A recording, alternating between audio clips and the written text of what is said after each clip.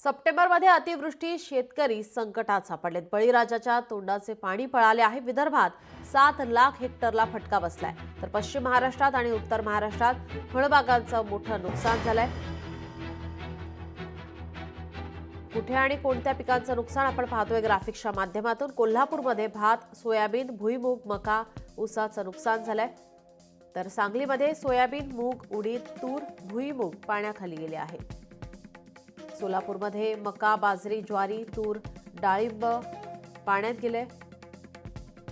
विदर्भामध्ये कापूस, सोयाबीन, उडीद, मूग अन्य पिकांना पावसाचा अतिवृष्टीचा फटका बसलाय। जळगावमध्ये केळीसह कपाशी, मका, सोयाबीन फळपिके पाण्यात गेली।